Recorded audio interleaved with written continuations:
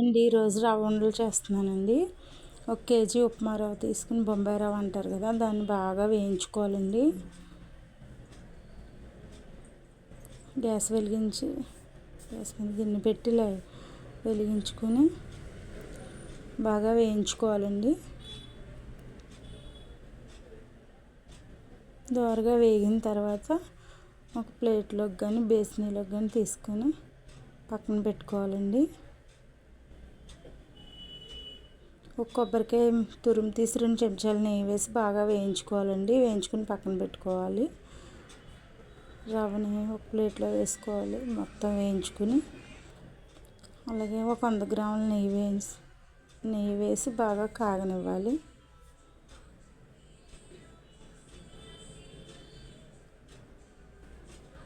కొంచెం పంచదార యాలకులు వేసి మెత్తగా మిక్సీ పట్టుకుందామండి.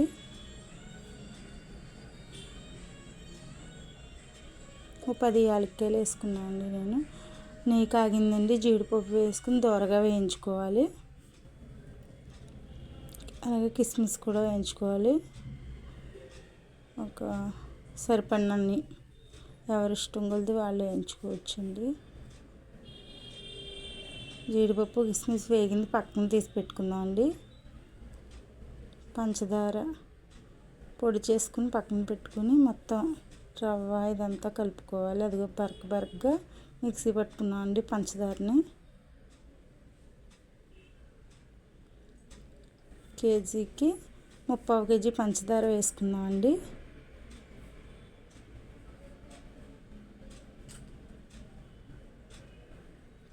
రవ్వ తర్వాత కొబ్బరి తురుము వేయించుకున్నది వేసుకోవాలి. తర్వాత 3/4 కేజీ పంచదార వేసుకోవాలి కేజీకి.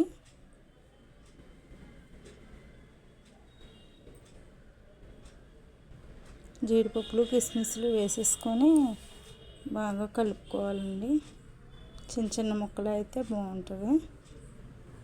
కిస్మిస్ జీడిపప్పు అన్నీ వేసి బాగా కలుపుకొని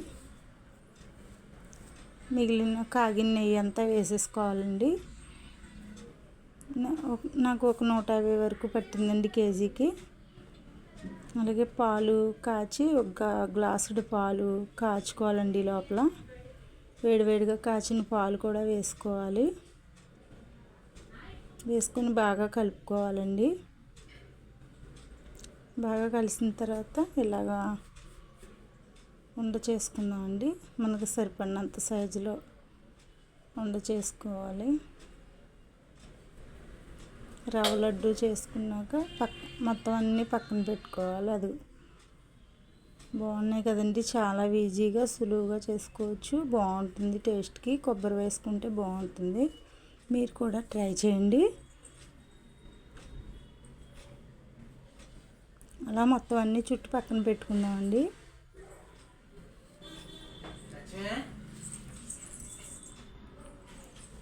మొత్తం అన్నీ చేసుకున్నాం కదండి, చాలా బాగున్నాయి కదా. మీరు కూడా ట్రై చేయండి. నా ఛానల్ లైక్ చేసి, షేర్ చేసి, సబ్స్క్రైబ్ చేయండి ప్లీజ్ అండి.